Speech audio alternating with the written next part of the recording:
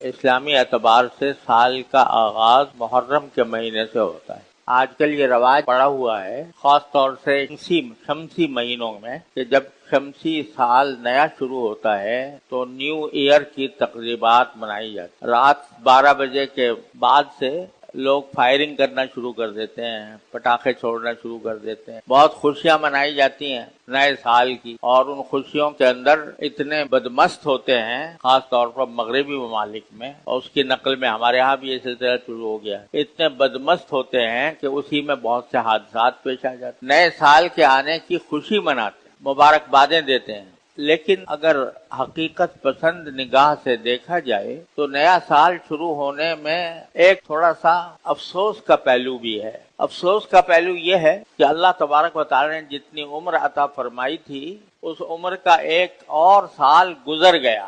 جب اللہ تبارک و تعالی انسان کو اس دنیا میں بھیجتے ہیں تو اس کو ایک خاص مدت تک دنیا میں بھیجتے ہیں، جس کے بعد وہ دنیا سے چلا جاتا ہے۔ ہر ایک انسان کی کتنی عمر ہونی ہے اور کب دنیا سے اس کو جانا ہے، اس کا علم سوائے اللہ جل جلالہ کے کسی کو نہیں۔ یہی عمر ہے زندگی کی، جسے اس کام کے لیے استعمال کرنا چاہیے کہ مرنے کے بعد جو زندگی آنے والی ہے میں یہاں پر اس کی کچھ تیاری کروں۔ جتنا وقت اللہ تعالیٰ نے دے رکھا ہے انسان کو، زندگی کا جتنا بھی وقت دے رکھا ہے، وہ ایک بڑا عظیم سرمایہ ہے۔ وہ سرمایہ اس لیے ہے تاکہ اس سرمایہ سے آخرت کا نفع حاصل کیا جائے، اللہ تبارک و تعالیٰ کے احکام کے مطابق زندگی گزاری جائے، حلال و حرام کا خیال رکھا جائے، جائز و ناجائز کی فکر رکھی جائے، اور جو ہمارے ذمے فرائض ہیں، چاہے وہ عبادات سے متعلق ہوں، چاہے معاملات سے متعلق ہوں، اخلاق سے متعلق ہوں، معاشرہ سے متعلق ہوں، ان فرائض کو ہم ادا کریں۔ یہ مدت عمر کی جو ہمیں ملی ہوئی ہے وہ اس کام کے لیے۔ اگر اس عمر کو ہم نے ضائع کر دیا فضول کاموں میں، ناجائز کاموں میں، حرام کاموں میں اس کو ضائع کر دیا، یا کم از کم بے فکری اور غفلت میں ضائع کر دیا کہ اس بات کی کوئی فکر نہیں کی کہ میری زندگی کا ایک ایک لمحہ قیمتی ہے، میں اگر چاہوں تو ایک لمحے کو بھی اپنے لیے آخرت اور جنت کا سامان بنا سکتا ہوں، لیکن غفلت میں گزار دیا، کھیل کود میں گزار دیا، عیاشی میں گزار دیا، اور آخرت کے لیے کوئی تیاری کی فکر نہیں کی، تو اس کا معنی یہ کہ سرمایہ ڈوب گیا، عمر کا سرمایہ ڈوب گیا۔ لہذا جب عمر کا نیا سال شروع ہو رہا ہے تو آدمی کو تھوڑا سا نگاہ اس پر ڈالنی چاہیے کہ میں نے جو پچھلا سال گزارا وہ کس طرح گزارا، کیا میں نے اس سال کے جو ایام اللہ تبارک و تعالی نے مجھے عطا فرمائے تھے، 360 ایام، وہ 360 دن، آیا میں نے آخرت کی تیاری کے لیے کوئی سامان کیا یا نہیں کیا، یہ سوچنا چاہیے۔ اور ساتھ ہی یہ بھی سوچنا چاہیے کہ اتنا وقت تو میں نے گزار دیا، میری عمر کا سرمایہ جتنا تھا اس میں سے ایک سال گھٹ گیا۔ اکبر الہ آبادی مرحوم جو مشہور شاعر ہیں، وہ بعض اوقات چھوٹے چھوٹے شعر میں بڑی معنی خیز بات کہہ جاتے ہیں۔ لوگ سالگرہ مناتے ہیں نا، اپنی سالگرہ مناتے کہ میری عمر اب 10 سال ہو گئی، اب 11 سال ہو گئی، 12 سال ہو گئی، اور اس کی تقریبات ہوتی ہیں، اور یہ ہمارے ہاں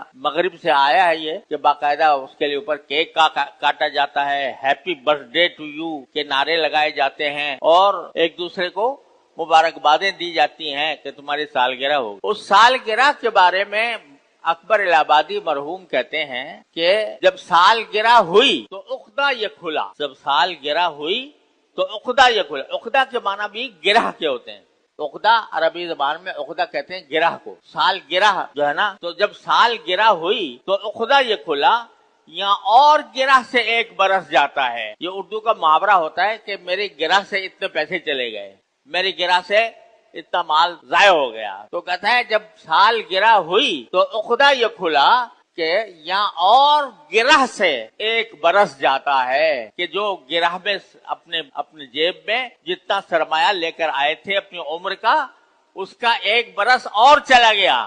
تو یہ بتاؤ خوشی منانے کی بات ہے یا یہ کہ فکر کی اور سوچنے کی بات ہے؟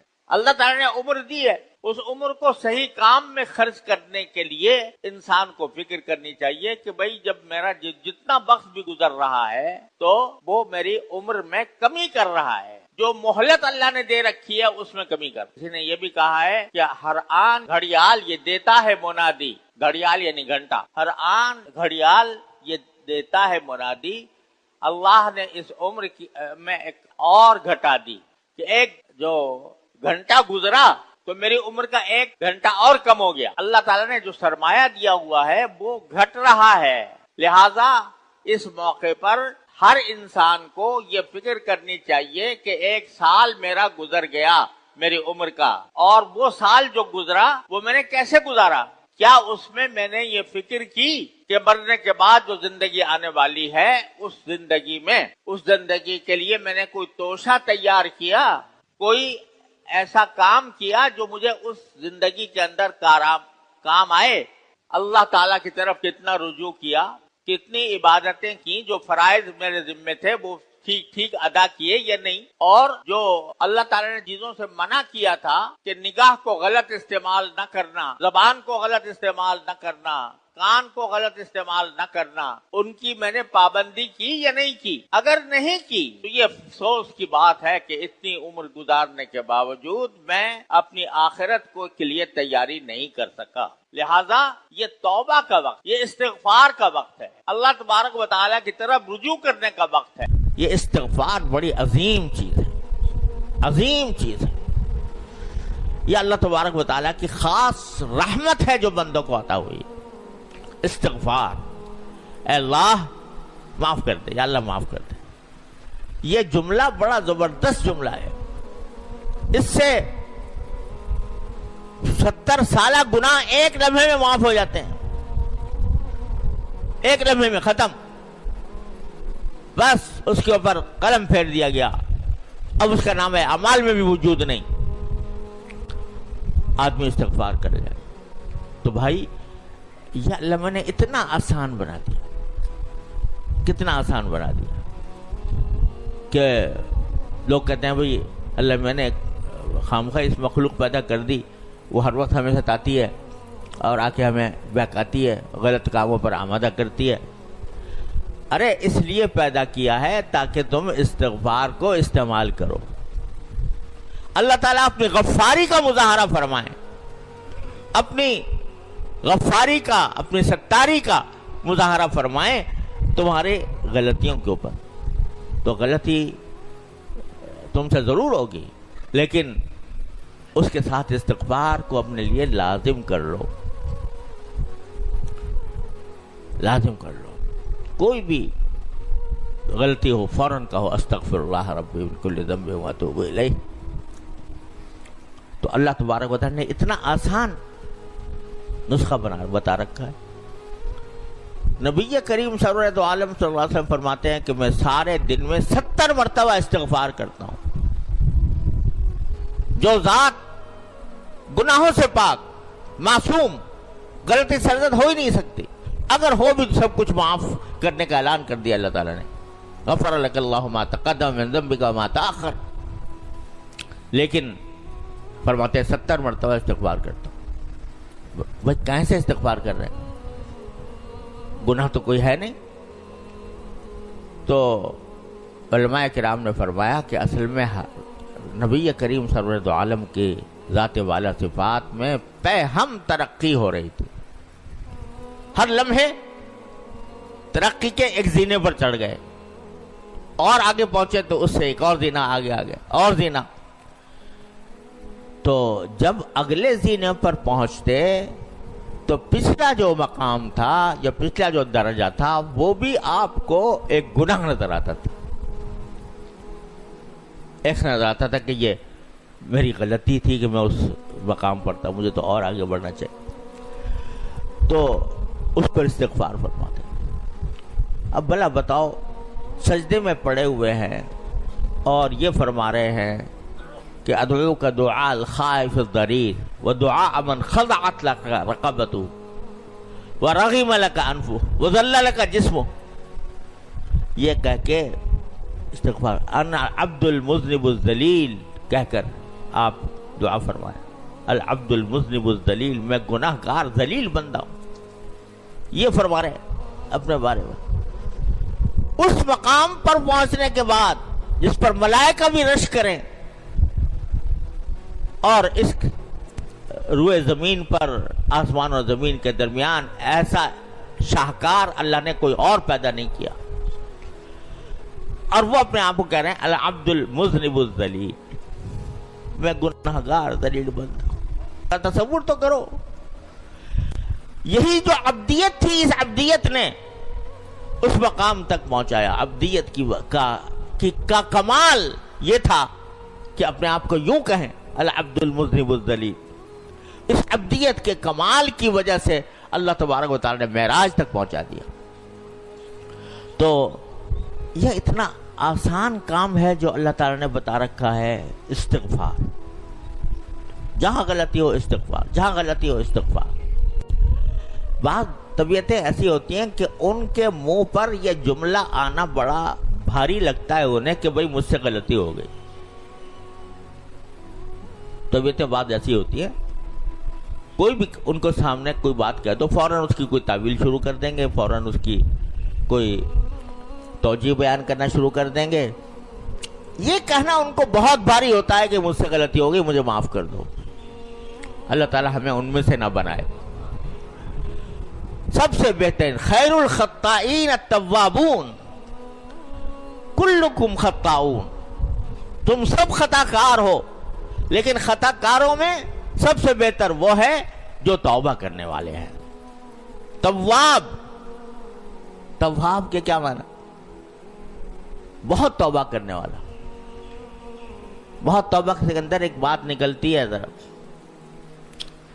کہ بھئی توبہ تو ایک مرتبہ کر لی تو سب قصہ پاک ہو گیا نا، تو ایک مرتبہ کر لینا۔ اور یہ بزرگوں نے کہا بھی ہے کہ جب ایک مرتبہ صدقے دل سے توبہ کر لے آدمی تو پھر بھول جائے اس گناہ کو، اور اس کا وظیفہ لے کے نہ بیٹھے کہ مجھ سے یہ ہو گیا تھا، یہ ہو گیا تھا، بلکہ اس کو بھول جائے۔ تو اب یہ بار بار توبہ کیا ہوئی؟ تواب، بار بار توبہ، مطلب یہ کہ غلطی بھی بار بار ہو رہی ہے، توبہ بھی بار بار کر رہا ہے۔ اپنی طرف سے عزم تو یہ ہے کہ نہیں کروں گا، لیکن پھر بتقاضائے بشری پھر ہو جاتا ہے، پھر توبہ کرتا ہے، پھر ہو جاتا ہے، پھر توبہ کرتا ہے۔ اور یہی معنی ہے اس حدیث کے جس پر رسول کریم صلی اللہ علیہ وسلم نے فرمایا کہ ما اصر من استغفر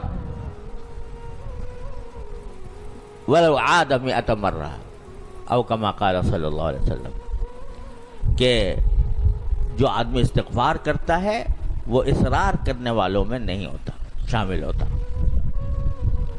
جو استغفار کرتا ہے وہ اصرار، یعنی اشارہ ہے اس آیت کریمہ کی طرف، والذین اذا فعلوا فاحشۃ او ظلموا انفسهم ذکروا اللہ فاستغفروا لذنوبهم ومن یغفر الذنوب الا اللہ ولم یصروا علی ما فعلوا وهم یعلمون۔ کیسے پیار سے اللہ تبارک و تعالی نے فرمایا، والذین، وہ اچھے لوگوں کا ذکر کرتے ہوئے فرمایا کہ جن سے اگر کوئی بے حیائی کی بات ہو گئی یا انہوں نے اپنی جانوں پر ظلم کر لیا تو پھر فوراً اللہ میاں کو یاد کرتے ہیں اور اپنے گناہوں کی مغفرت طلب کرتے ہیں، اور بیچ میں جملہ کہہ دیا وَمَن يَغْفِرُ الذُّنُوبَ إِلَّا اللَّهُ، ارے بھائی اللہ میاں کے سوا مغفرت کرے گا بھی کون؟ اور پھر وَلَمْ يُصِرُّوا عَلَىٰ مَا فَعَلُوا، جو کچھ کیا تھا اس پر اصرار نہیں کرتے۔ اصرار کرنے کے معنی یہ ہے، ایک تو یہ وہی سینہ زوری کہ نہیں میں نے تو ٹھیک کیا تھا، یا اصرار کے معنی یہ ہے کہ ابھی پہلے سے اسی وقت سے ارادہ ہے کہ مزید کروں گا، اگرچہ غلطی ہے مگر کروں گا۔ تو اب اللہ تعالیٰ اس حدیث میں فرماتے ہیں کہ جو شخص استغفار کرتا ہے، استغفار کرتا رہتا ہے، وہ اصرار کرنے والوں میں نہیں لکھا جاتا، چاہے 100 مرتبہ گناہ کیا ہو، لیکن اگر استغفار کرتا رہا تو انشاءاللہ وہ اصرار کرنے والوں میں نہیں لکھا جائے گا۔ کبھی نہ کبھی معافی بھی ہوگی اور کبھی نہ کبھی انشاءاللہ اصلاح بھی ہو جائے گی، لیکن استغفار کو نہ چھوڑے۔ اللہ تعالیٰ کے بارگاہ میں حاضر ہو کر یہ کہنا نہ چھوڑے کہ ربنا ظلمنا انفسنا وَإِن لَّمْ تَغْفِرْ لَنَا وَتَرْحَمْنَا لَنَكُونَ مِنَ الْخَاسِرِينَ۔ تو بھائی اللہ تعالیٰ کی رحمت کو دیکھو، کہ کیسا اسلحہ دے کر ہمیں بھیجا، ایسا اسلحہ دے کر بھیجا شیطان کو بھگانے کے لیے، شیطان کو نامراد کرنے کے لیے، کہ استغفار کا نسخہ تمہیں دے دیتے ہیں، یہ کہہ دیا کرو ربنا ظلمنا انفسنا وان لم تغفر لنا وترحمنا لنکونن من الخاسرین، تو انشاءاللہ تمہاری شیطان تمہیں اگر غلط راستے پر لے بھی جائے گا تو اس کو ہماری طرف تمہیں ہماری طرف سے معافی مل جائے گی جب تم یہ آ کر کہو گے۔ تو حاصل تو یہ نکل رہا ہے کہ اللہ تبارک و تعالیٰ نے آدم علیہ السلام کو دنیا میں بھیجنے سے پہلے یہ دو قسم کی غلطیاں کرا کے دکھا دیں، ایک ابلیس کی غلطی، ایک آدم و حوا کی غلطی، دونوں کی فطرت کا فرق بھی واضح فرما دیا۔ اور جب یہ ربنا ظلمنا انفسنا وان لم تغفر لنا وترحمنا لنکونن من الخاسرین سے لیس ہو گئے تو کہا فاہبطوا، اب اتر جاؤ زمین کی طرف، اب اس قابل ہو کہ جا کر شیطان سے مقابلہ کر سکو گے۔ اللہ تعالیٰ اپنے فضل و کرم سے، اپنے رحمت سے ہم سب کو استغفار کی توفیق عطا فرمائے اپنے گناہوں پر۔ یا اللہ اصرار کرنے کے بجائے یا اللہ بخشش کی طرف، بخشش مانگنے کی طرف ہمیں متوجہ فرما دے۔ یا اللہ اپنے رحمت سے، اپنے فضل و کرم سے ہمارے گناہوں کو معاف فرما دے۔ ربنا ظلمنا انفسنا وان لم تغفر لنا وترحمنا لنکونن من الخاسرین۔